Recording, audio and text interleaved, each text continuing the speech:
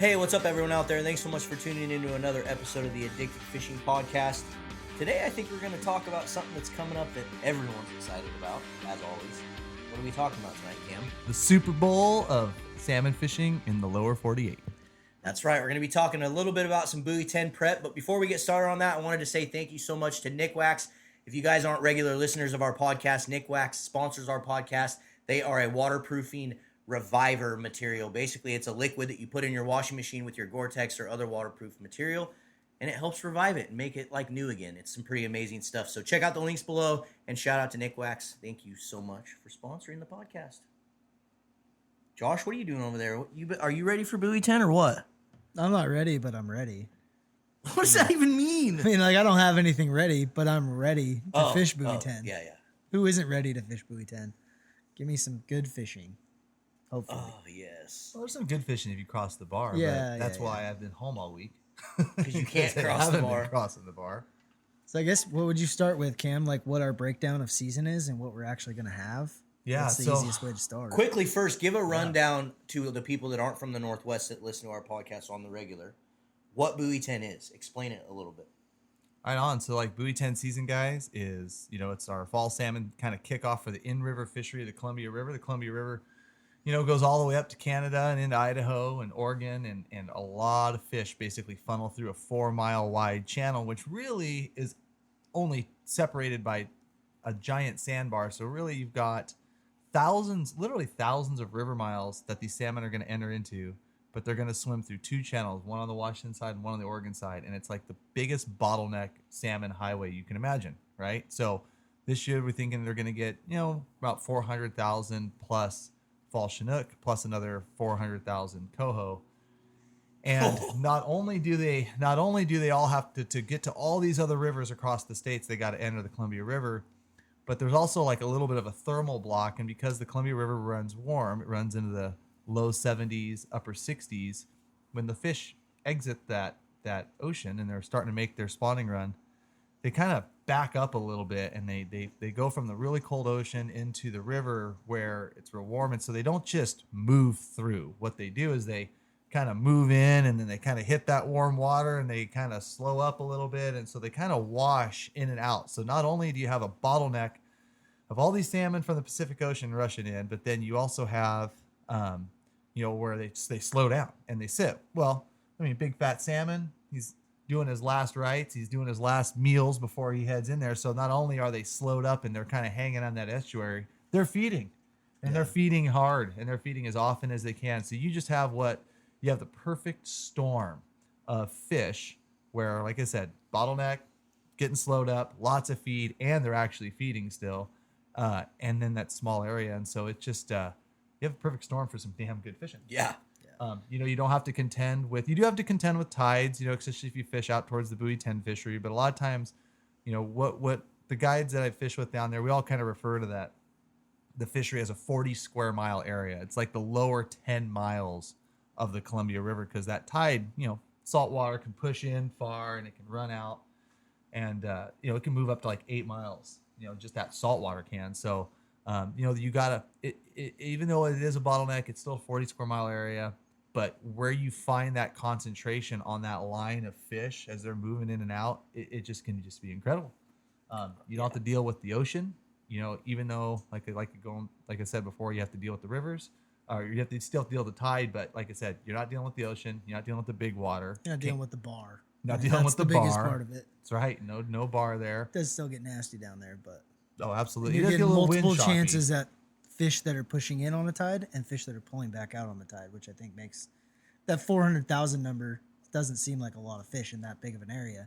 But when they push in, seems like a lot of fish to me. Well, I know, but then they push in, and then you get to fish them again as they're pushing back out on the tide. Yeah. Right. And one other thing to do, but one of those channels that I talked about before is a dead end. Yeah. It's a blind channel on the Washington side, where the old true river channel was before they dredged it. Fish tend to wash into this area, and it just shallows out all the way at the top end. And there's some smaller channels, but it tends to kind of not confuse the fish, but it definitely holds fish. And what ends up happening in that fishery is they hold there as long as the pressure's high and it's sunny out and nice. And those fish generally won't try to charge up over those sandbars on a high tide unless you got like a low pressure situation, and then they kind of bail out of there. But you can get a situation in August where the weather's nice, where they just stack up in there for a week and just honestly get Weather's slaughtered. nice. Columbia River's warm. Yeah. It's nothing. It's nothing to see hundreds. I mean, literally hundreds of fish get caught by the fleet in a morning, or even in a few passes. It gets rowdy. A lot of boats, a lot of anglers. I what like makes that. A it lot of fun. people don't like that part of it, but that's one of my favorite parts. I think it's fun. It's like a party. If you're not on a fish, chances are you're watching somebody on a fish, or and it's a little bit of a party atmosphere. I ain't gonna lie, like a lot of the guides and stuff, like we're hanging out Everybody's in the calling each evenings other. and having dinners and having adult beverages. I mean, it's like it's a thing, man. I mean, it is like what we wait for all year. Yeah. And it's also why, like, most of the guides were booked out for it like by March every year, even when they adjust the seasons. And that's the other thing. Like this year, like you wanted to talk about the seasons. Yeah, that's weird this year. Different. Yeah. So there's a when I talk about all these different Chinook that are going to all these different states, there's a protected run of wild tule within that ball of fish coming in, but they tend to show up early, and they wanted to really have us kind of lay off those fish this year. They didn't think that those numbers were going to be that good, even though our upriver bright prediction, which is the ones that we want, there's a tule, which is kind of a lesser desirable fish for us, but an upriver bright, which is the ones we really want. They're better table fare, they're going further, they're fresher, they're nicer, they're better quality to eat. But they have these other tules that show up, and they're wild, and they're ESA and they're Endangered Species Act protections on them. So they said, okay, this year, guys, instead of starting August 1st, you guys are going to start August 14th, and you're only going to fish 13 days, where a lot of times we start August 1st and we fish, somewhere between 22 and 25 days. By them pushing the season back 14 days is going to basically, we're going to catch as many fish in 13 days as we do in 25, basically.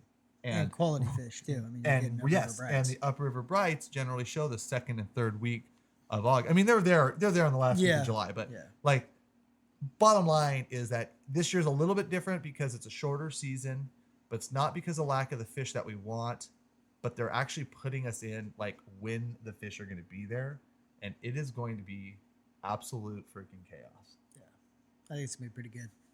Yeah, so it's granted, I didn't take any time off. I'll be stuck to weekends, but I'll still get down That's there. okay. You'll get plenty even on the weekends. 4 days is, I've taken a week off for Buoy 10, and that honestly, I don't know how you guys do it, because after a week of Buoy 10, you are beat. Like a week straight of Buoy 10, and you do it for the entire stretch of, it used to be 20 some days. Yeah. Just destroys you. Like, you wouldn't think fishing's hard, but it beats you up. Dude, even a weekend, when I'm there for a weekend, I'm like, it that was beats you fun. up. I'll come back in like 2 weeks. Yeah. Well, I mean, that's what we're going to talk about a lot in this podcast. Like, a lot of the key to being able to do it for those 20 days. And honestly, since they shortened the season, I mean, I'll say it here. I mean, I'm running doubles every single day except for the first and the last day. Because the last day I got to pick up and get my butt to Woodland for the next day. Because then we move, when that season closes down there, we just bump up one more boundary, and then we just start fishing them there. But the key is in the preparation. The key is in, making sure that, all your equipment's dialed.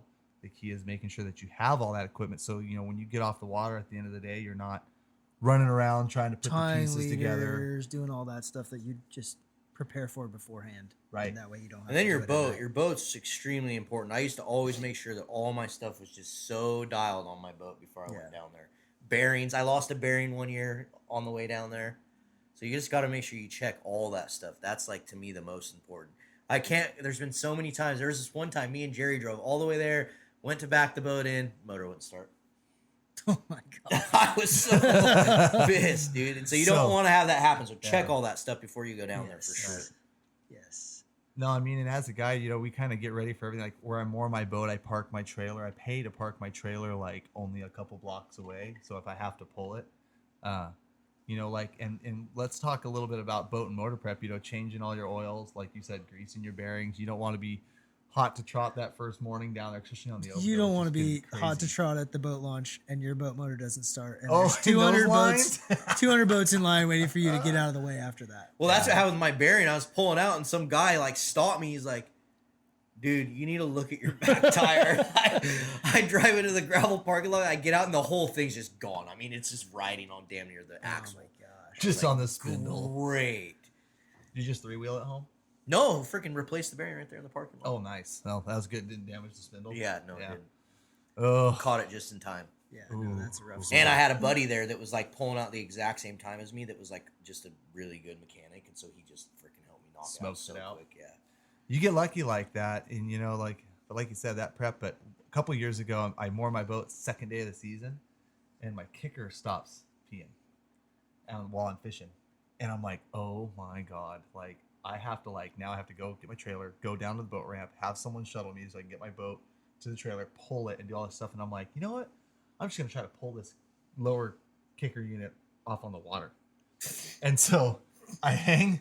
Dude, I kid you not. I hang over the dock. I go into the T8, pop off the bolts, praying that I don't drop. Don't drop anything because you ain't getting it back. Pull the lower unit off, walk it up. Fortunately, and you talk about getting prepared and having those parts. I had another impeller. I had one in my emergency kit.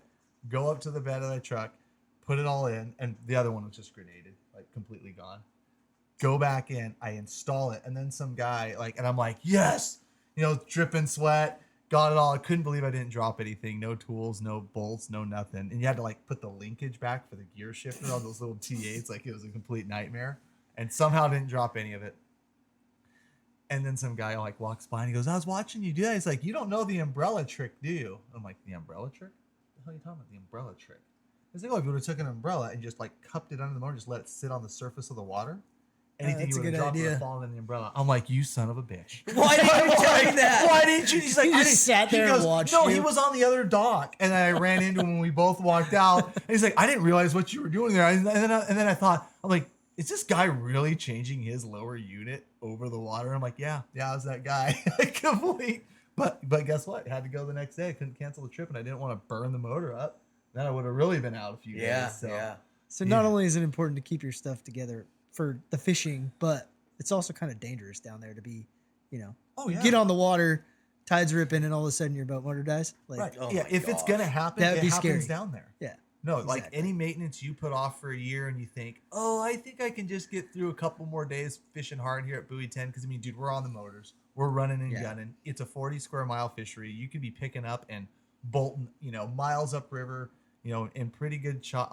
You got to just be all hands on, you firing all cylinders, Exactly why we're doing this. You got to be prepared. Yeah, you got to be prepared. So, do your boat maintenances. Do your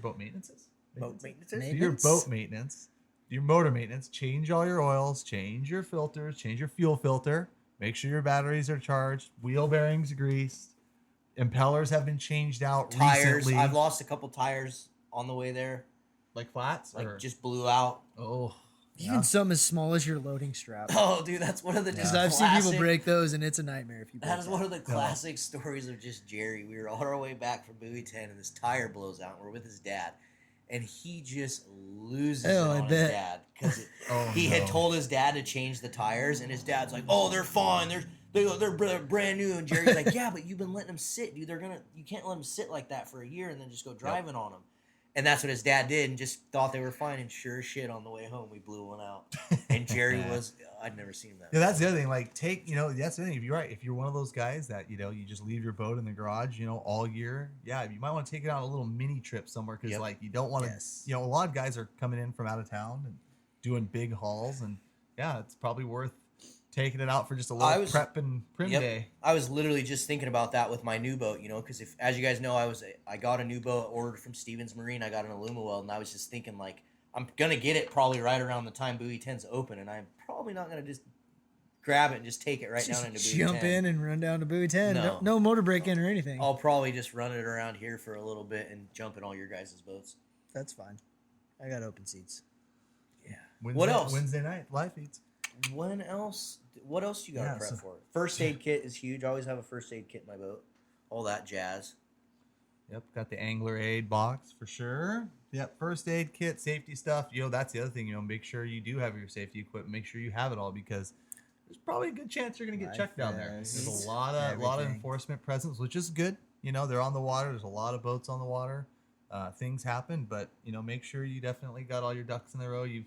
gotten your registration stickers, got your life jackets, fire extinguisher, whistle or horn, make sure you got Is there it like all. a place they can get that whole list of items? Is that like who has that? No, I'm sure everywhere online's got them. I don't know an exact place, but sheriff's marine department or anything like that. Yeah, the Marine or Oregon State Marine Board Oregon probably State would Marine have Board, it. yep.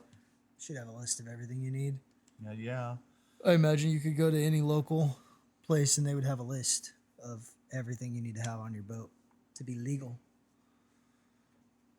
Yeah, but and then like I said, make sure it's all in working order. Make sure even though flares I don't think are required, actually they are not required down there, but make sure that if you do have them, it's like illegal to have expired flares in your boat.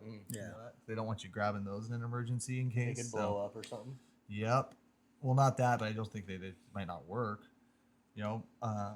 Registrations and all that stuff too. I put all my registration, all my guide licensing, my insurance, my drug card, all my stuff in a vacuum seal bag, and then I vacuum seal it, and it just sits in my registration box. And if anybody gets checked, here's the bag, go ahead and open it if you want, and they'll open it and check it out. So yeah, make sure you have all that stuff. And then of course, let's talk a little bit about the good fun stuff. the fun stuff, The fishing gear. stuff. The stuff that catches fish. That's All right. you need is a twitching jig. Oh please. It might be that good this year. You never I know. hope so. I hope it's good. I hope it's worthwhile for sure. Yeah. What do you start with? That's the one we're in right there. You're gonna start busting some twitching jig stuff there. That one you just put out. You're gonna start busting the twitching jigs out there, or I just want to try some new stuff. This year I'm going to try some new stuff just for fun. I want to go out and just do some random. We can all go down there. And I don't have troll. any seats anymore. It would be fun to go down there. Well, I'll do it my own. I'm gonna be trolling. Marlon's gonna be twitching. do you want to do one of the live feed? Because I have both Wednesdays for live feed down there, reserved, blocked, so you want to just take one of those live feed days, and we're gonna just Twitch at Buoy 10 the whole time. If we catch them, we catch them. No trolling. We have to catch them any other way, but whether we're fishing a bobber, whether we're gonna, just try all of it. just no A bobber trolling. would work 100%. We have to do something else besides. We'll see how good it is. If it's just banging good, we should do it. 100% a bobber and anchovy. Oh, would bobber work. anchovy, There's sure, no way but it you wouldn't just work. can't troll. The motors have Just to free stay drifting. neutral. That would be fun. That would be cool. We got house twitching jigs. I'm telling you right now, when those fish come up here around our area, I'm getting those. I'm going to catch the hell out of them on buzz bombs. I'm going to figure that out. I'm going to post up, let's do spot that. locked on that dolphin, and I'm just going to cast Just right into any- that zone where all those fish are at. Any wing dam would probably work. That's not a bad move there, buddy. Dude, I think they would be. And just catching them that way is so much fun. Why not just sit there? Why not just sit there and cast wigglers? Or that too, yeah. Yeah, Brad's wigglers. Any of that stuff where it's just more. I love trolling too. Don't get me wrong, especially 360 fishing. But okay, I'm off on a tangent. Yeah, I was gonna now. say we're good. We're so good at Well, staying on it's topic. but see, that's what Buoy 10. That's what it all gives you though, because all those fish, it's let's see what else we Let's can try do. something different. Yeah. Exactly. What about coho will be decent this Yeah, year? I was gonna say, what are they doing for coho extensions after the? Afterwards, after it does close so it opens August 14th for one Chinook, and then closes August 27th. Then it opens for one coho. After that, I'd still go down there for one coho. till the duration. And For one? No, Yeah, just thanks. release them. well, dude, I'll I'm just catch Chinook up You here. just end up releasing a bunch of right. them. But Yeah, if you the want, coho are if you really wanna go- nice. If you want to go film a part 2 of fishing Fishing isn't isn't peaceful, Oh yeah, no, we need to do There'd that. be By no the way, one anyways. down there. But That's the best part about it. I 360 think is works. there's not as Oh, many yeah. people down there. we have to film a part 2 of that. It's been too long. We need to film Yeah. an epic one. for those of you guys that don't know, we've got a YouTube video on our channel, Addicted Fishing. Go check out Fishing Isn't Peaceful. And that was 6 years now. It's That a was long like time. It's a while 10 now, years yeah. ago. It feels like it. Yeah. But we need to make another one of those videos. It's an awesome highlight, just wrecking ball video. So what is the coho prediction? You said Coho, 400,000. so it's basically the coho forecast for this year is it's almost identical to what we actually had last year. Okay. So I'd imagine fishing to be decent, not amazing, but dude, I ain't gonna lie, right? Last year we had a crazy anomaly where we had 66, 67 degree ocean water pushing on our shores. I think that killed them. I really do. Yeah. I think that killed most of them. That's pretty warm. That's insane. Yeah. That's not normal. And this year, we've had a lot of wind down there. We've had good upwelling. At one point in time, the ocean, right outside the Columbia, was 45 degrees. Wow. Like, it was cold. Yeah. Too cold, really. I mean, it's, but that is normally what we get. We get cold upwellings, and we get, it kind of makes the salmon highway, and it brings them in, and it gives the little ones food, and it's kind of like what we should do. Last year, the whole month of July, I think we fished every single day out there, like until we got our quota, because it was a lake. But we were having to go out sometimes like 10, 15 miles to find salmon. Holy smokes. Dude, it was nuts. Like, we were out there like that's too fishing far. like salmon like 400 feet of water. Like, we were out there, dude. Yeah. And we Tuna- should never have to tuna do that. grounds. This year I've had to go like 2 miles south of the South Jetty like every day. It doesn't really matter. But last year was a freak year, but I think that run was coming because it was being caught in BC, it was being caught at NIA. Yeah, you guys were catching a And lot then, of fish then last they year, and then it it just started great in June. It was just onslaught, and then it just gone. dead, gone. And then they trickled in, and we caught fish. But so who knows? Like, this year, it might end up being really good. But what I can say is that the July coho, on the average, out in the ocean, are bigger than anything that I've ever caught. I saw some of those pictures. Those dude. things are studs for the ocean right now. We got Normally, this you're used to catching like a little bit bigger than 3 and 4. sockeye. Let's be Like, honest. they look 3 like and 4 sockeye. pounds. Right. Yeah. I caught one that was probably like 10, 11 pounds. That Mhm. actually, when the guy hooked it and he brought it up and it was like rolling around, I'm like, oh, that's a big Chinook. That's a big Chinook. And then, like, as it gets a little closer, I'm like, oh, that's just a giant. What the hell? It's a Yeah. giant. And they're I still I'm gonna like, get oh, this bigger. has got to be a wild. And I net it. And then it's like, oh my God, it's a keeper. And they're still going to get bigger. How big was it? It's probably 10, 11 pounds. But a 10, 11 pound, like, people are like, oh, 10, 11 pounds ain't that big. Okay. It's funny. That's what I just- understand. 10, that's what 11 I- pounds. That's exactly total. what all you November B-run In the fishermen ocean, that though, is only big. twitch in November and December are thinking. But you don't understand. Like, from what it's like kokanee Yes. early in the From season. Like, like February if they start versus here, July. right. If they start here, they're going to end up here. If they're starting this big, they're going to end up this big. They're huge, So what they're you're saying is you fat. should have let it go and let it get bigger. dude. No, no, that wasn't happening, bud. But Would have been I a can tell 20-pound you- steelhead when it hit the I can river. tell you I on mean, the average they're go. big, and yeah, who knows what the B run's Yeah. gonna be? They're gonna be Yeah, just those are all just giants A-run this fish. year. Giants. That's and gonna even be the cool. and even the Chinooks we're catching. I haven't caught anything like real big. I think we got one that was probably like 18, and then a couple that were like in that 12-pound range. But even the Chinooks were just fat, healthy, fat fish. I'm excited. So I think it could be a big fish year. And then the guys up north, before the wind kind of took us over here in Marine Area 1, they were starting to really get some good size and nice Chinooks. So I think, I don't know. Right now it's all positive. It's good signs. Good signs Yeah. of what's to come. Yeah. So who knows? I mean, the last time they predicted a 600,000 fall Chinook run, we ended up with 1.6 million. Yeah. Let's hope they're wrong again. Think about that. So these 1.6 forecasts, million. you never know. You Yeah, never That's know. for sure. I mean, they haven't been very right the last. Yeah. With none Well, of and these the summer counts. Chinook and the sockeye count. I mean, the summer They were Chinook, wrong on both those. Summer Chinook, they only predicted like 30-40% of what actually came back, and they're still coming. Like, they're still counting them for another week. So I mean, who knows? Yeah. But How the many ocean- summer Chinook are there over? I don't know. Let's check. But last time I checked, the prediction was only like 30-something thousand. But it was already over 50, I think, when we talked last week. Oh, I thought it was higher than. Let's just do this here. We'll check that out here for you guys. But either way, I'm cautiously optimistic because obviously we all got our little high knee slapped with that freaking coho forecast that didn't come. But like I said, I think we might have got killed by a bad ocean. So it could be Totally really likely. You think they can just kill that many fish? good. I think it, dude. Well, think about the sockeye that go up to Okanagan and they just die because it's hot. Mhm.